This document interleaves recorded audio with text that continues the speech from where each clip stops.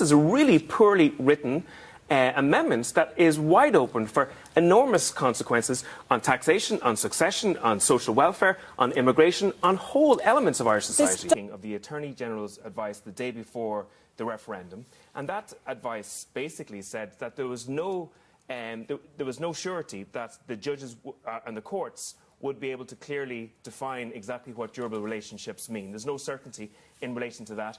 In an undissolved marriage, can a person enter into a durable relationship in that question? That happens all the time, where someone doesn't get divorced and no, they have another relationship. But not into a constitutionally recognised relationship. Actually, if you want to remarry or if you want to go into another civil partnership, you must actually resolve the initial relationship. And actually, there's a court order to make sure that every partner in that relationship is provided for. But on this occasion, I ask you the question, can a person enter into a constitutionally recognised relationship without dissolving either a civil relationship or a marriage? Well, I would say if a marriage breaks up and somebody enters into a new, durable, lasting relationship, I don't see what the difficulty is. Even if the marriage isn't dissolved? Well, so you can be married one legal to contract. one partner and have a durable relationship with another partner. And I know people in that situation today. There are lots. That's not so strange. It's incredible that there's confusion amongst the cabinet minister in relation to what exactly we're voting on a few weeks out from this referendum.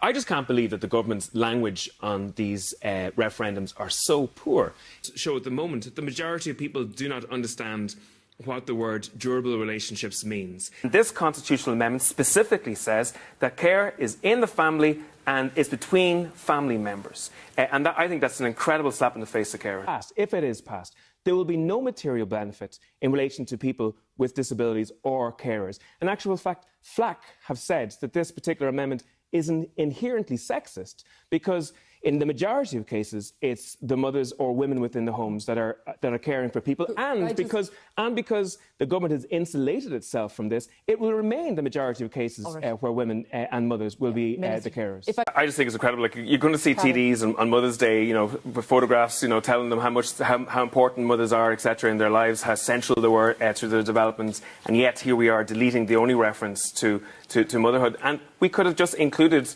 fathers into the amendment and recognised, you know, the value that both given this in relation to the development of these particular amendments. Nobody knew what durable relationship was, even government ministers. And actually, it's interesting that we had advice that was leaked the day before the referendum from the Attorney General, which basically backed up exactly what we were saying all along.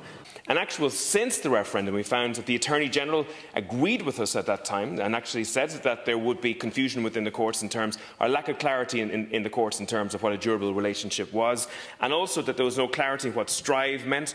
We also read in the Irish Times yesterday that revenue officials warned privately that the family referendum would force tax changes. Official warns of consequential legislation necessary in relation to that. And we know that the Department also warned the government around potential confusion around issue of immigration. Right through that referendum, all your ministers stated there was no confusion in relation to all of that. All of the evidence that's come since has shown that your ministers were not telling the truth. Aontú, of course, was the only political party that was campaigning for a no-no. What was it, do you think, about your message that resonated with voters? Well, I think this is a great day for Irish democracy, to be honest. I think it's the people versus the political establishment, and the people won. I think the country has dodged a bullet in terms of these referendums. It's very clear to me that it would have sowed enormous confusion within the court system. We would have had hundreds, if not thousands, of people traipsing through the courts at massive cost to themselves, trying to achieve their rights. And also, there was a material reduction in the level of support that would be given to people who are carers or who were in need of care. It's incredible to see ministers like Minister Heather Humphreys, Minister Roger O'Gorman promise that there would be a new dawn in terms of the provision of care after the referendum. But the referendum is not needed. All is needed is the government will. So now, will the government promise? Will the government deliver for those who are suffering the most in this country?